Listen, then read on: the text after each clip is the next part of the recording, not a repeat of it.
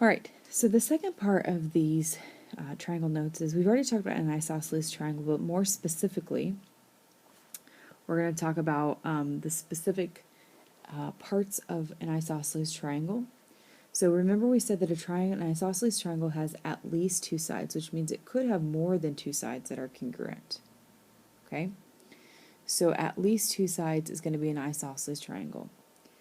The isosceles triangle theorem says if two sides of a triangle are congruent, then the angles that are opposite those two sides are also congruent. That seems a little confusing, so let's draw a picture up here.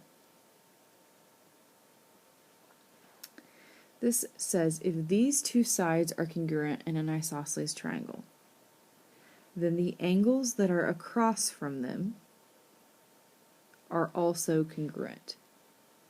So if the two sides are congruent, then the angles across from them are congruent. Also, if you had a triangle where you started and you knew that, let's do these kind of upside down. If you knew that these two angles were congruent, then that means that the sides that are opposite them are also congruent. So that's the rule about the base or the isosceles triangles. If the angles are congruent, then the sides across from them are congruent. If two sides are congruent, then the angles across from them are congruent. That's always going to be true, but they're not going to mark that in your diagram, so you need to mark that. So let's talk specifically about the sides and names of the parts of an isosceles triangle. The two sides that are the same or congruent are called legs. So each of the sides that are congruent are called legs. The other side is called the base. Now the base won't always be at the bottom, but for the sake of this example, we're going to just draw it at the bottom. These two angles that are at the base that are across from, notice they're across from my sides that are congruent, these are called base angles. I know, really imaginative. Base angles are at the base. How convenient. Then we have the angle that is between the two sides that are congruent. This angle up here at the top, we're going to use two arcs, because if I used one arc, it would mean that it was the same as the base angles. That's what that symbolizes. But because it's not the same, we're going to draw two arcs. We call this the vertex angle. So the angle that is between the two sides that are congruent is called the vertex angle. The two angles that are congruent across from the legs are called the base angles. You're going to need to be familiar with these.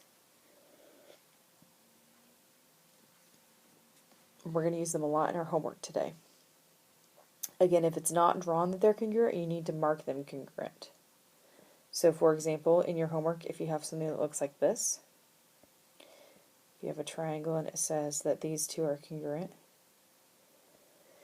I'll just do an example for you here. And it says that this angle is 2x and this angle is 50. And it says find x. So this is like one that you would have in your homework. Well, first of all, I'm missing a third angle. Because remember, I know that all three angles in a triangle add up to be 180 degrees. But remember that I know that across from the two sides that are congruent, so across from the two sides that are congruent are these two angles, and I know that these two angles are congruent. So if this one over here is 2x, then I know that this one that's blank has to be 2x as well. Now I have something that represents all three angles of my triangle. So I can say 2x plus 50 equals 180. But again, if you didn't know that the angles across were congruent, if the base angles were congruent, you wouldn't have ever known that that was 2x down there. That's why it's important to notice that, okay? And then you would solve it from there. We're not going to do that, we just set it up. But those are the types of problems you're going to have in your homework, okay? So whenever you see an isosceles triangle where sides are the same, make sure that you mark the angles the same too. And it's probably going to be very beneficial for you to draw the arrows. Now listen to what I'm getting ready to say. You need to draw these diagrams in your homework. There, I said it. You need to draw the diagrams in your homework. Do not just write answers down. Do not just write equations down. Draw your pictures. They're easy pictures. Draw the pictures, label the pictures, mark the diagrams with what you know to be congruent, and then write your equations. Yes, that is what you need to do. Please. All right, let's move on.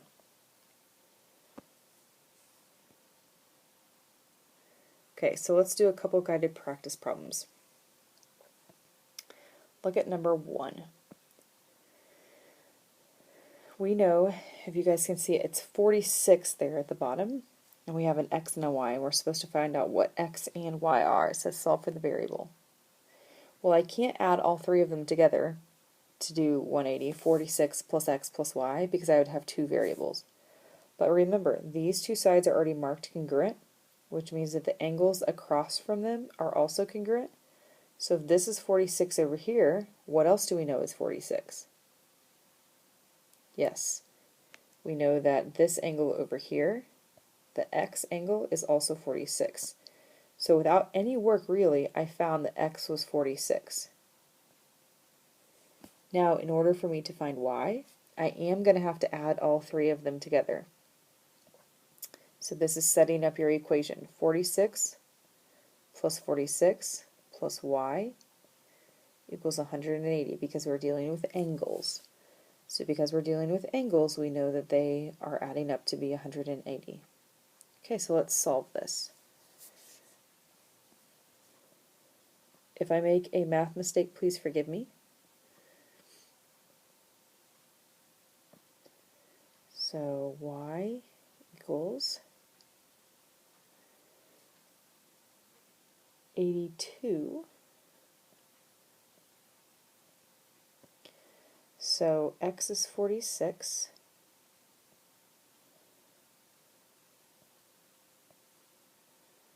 And y is 82. And I'm finished with that problem. Alright, let's look at number 2. Number 2 is a little bit loaded. We know that these are the same. So if these two are the same, then I know that this angle and this angle are the same. So I know that those two angles are the same. And even though I don't know what x is, I do know that this angle right here in the middle is x. Alright, so let's go ahead and work with this triangle first by itself. All the angles in that triangle have to add up to be 180. So I have x plus 75 equals 180. So 2x plus 75 equals 180. Go ahead and solve it with me.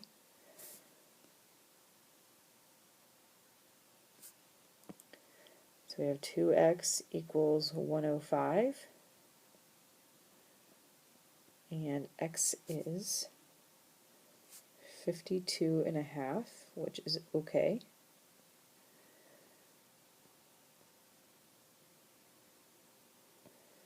X is 52.5.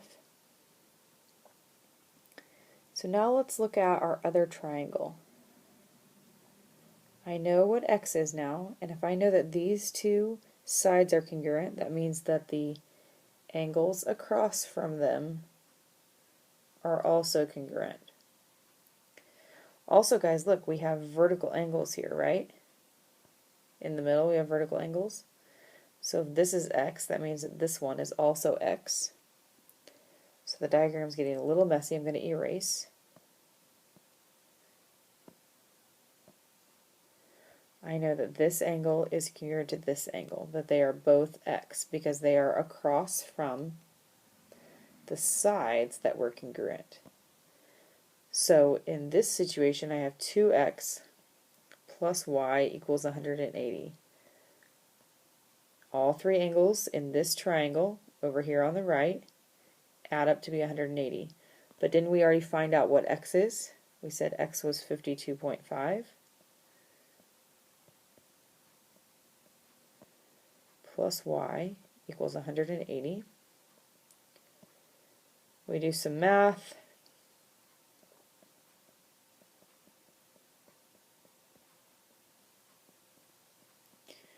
And we get y to be 75 degrees.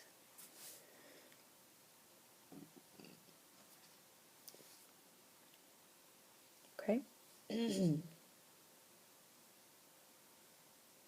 I'll let you catch up. Again, it's just remembering that if you have sides that are congruent, then the angles across from them are congruent. And likewise, so let's look at number 3. Number 3, we have base angles that are marked congruent. So if we have base angles that are marked congruent, then that means that the sides across from them are also congruent. So the sides across are congruent. So if I have marked these two sides to be congruent, do sides equal 180? No. Thank you. They do not. But I know that these two sides are congruent, so if these two sides are congruent, all I have to do is set them equal to each other. So I have 2x plus 6 equals 3x minus 6. Let's go ahead and solve that.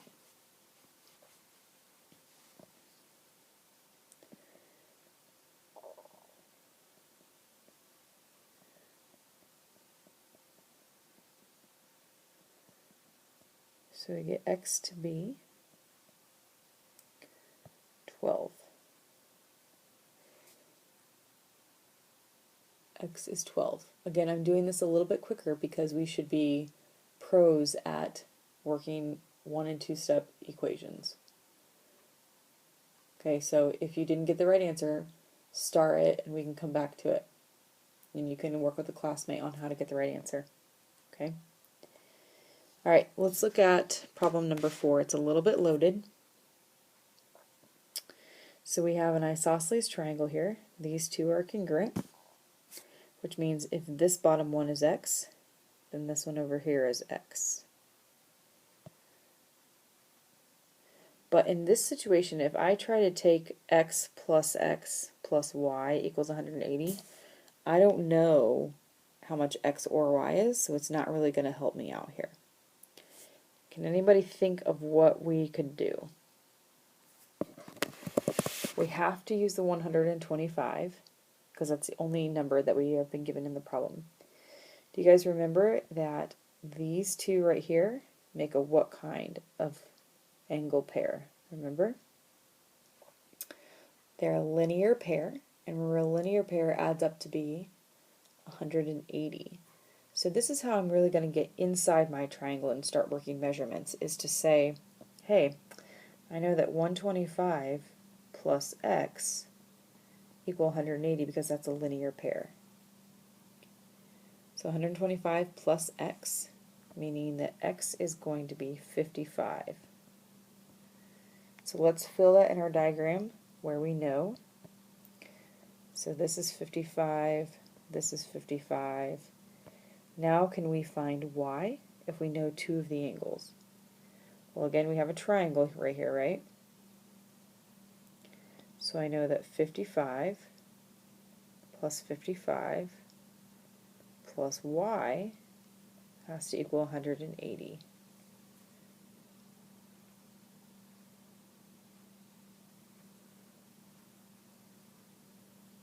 Okay, so it's 110 plus y equals 180, so y is 70. Alright, anybody know how we're going to find z? Anybody know how we're going to find z? Well, just like we found x, these 55 and the angle z make 180, right? But if we look at this example over here, if the inside one is 55, how much is the outside? Well, it's 125, right? So if our inside is 55, then our outside has to also be 125 degrees. Okay, so we have y, z, and x. Almost finished. Stick with me just a little bit longer. Alright, let's do number 5 together. Actually, we're going to hold off on number 5 right now. Let's skip down to this last section. Okay. The triangle midsegment theorem says a midsegment of a triangle is parallel to one side of the triangle and its length is 1/2 of the length of that side. What? What does that mean?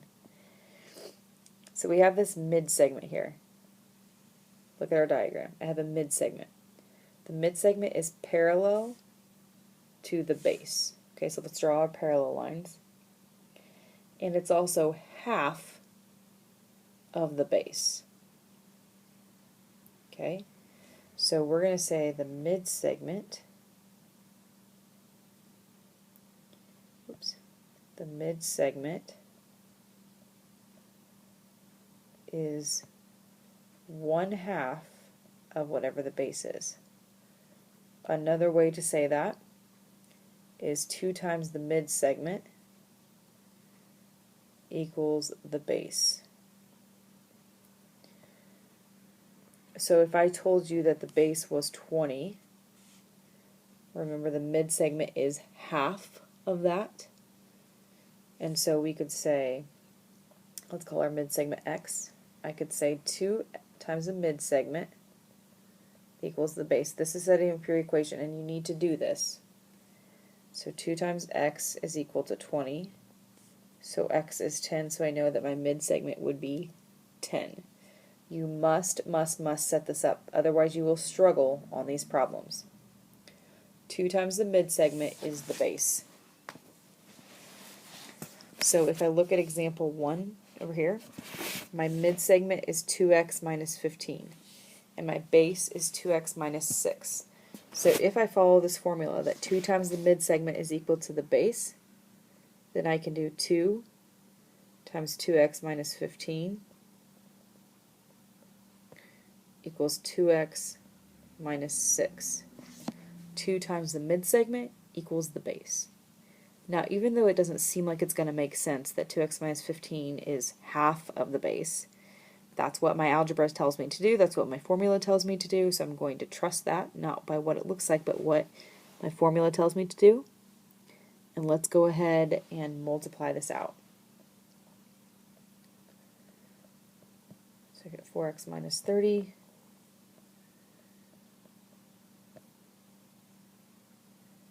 So I'm going to subtract 2x over.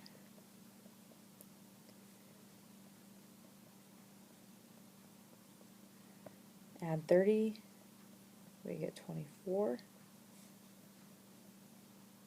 So x is 12. And in this problem, I just need to find out what x was. X is 12.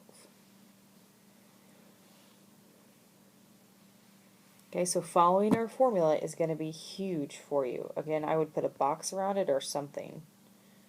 2 times the midsegment, and this either formula will work, but this one doesn't have fractions, and I think sometimes we get nervous when there are fractions, so it's easier just to deal with whole numbers. So 2 times the midsegment equals the base.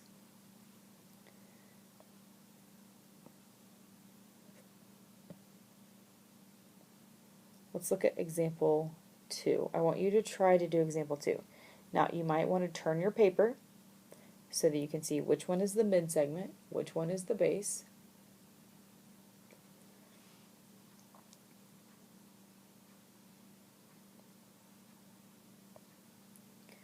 So here's my midsegment.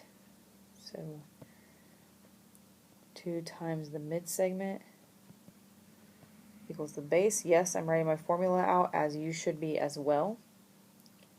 So 2 times the midsegment, x plus 16 equals the base, 24 plus x. Let's go ahead and solve this.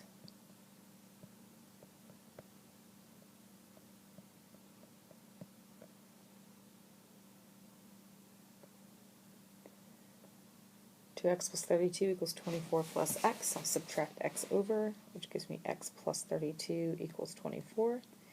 If I subtract 32 over, I get negative 8. Can you have a length of negative 8? No. But what happens, it asked me to find out what CA was, right? Not just what X is, but what CA is. So if CA is represented by 24 plus X, when I plug in a negative 8, 24 plus a negative 8, I get 16, which is a positive number. So even if your X value isn't positive, that doesn't mean it's necessarily wrong, okay? You'll have some of these on your homework that you need to do, so make sure that you write your formula out, please.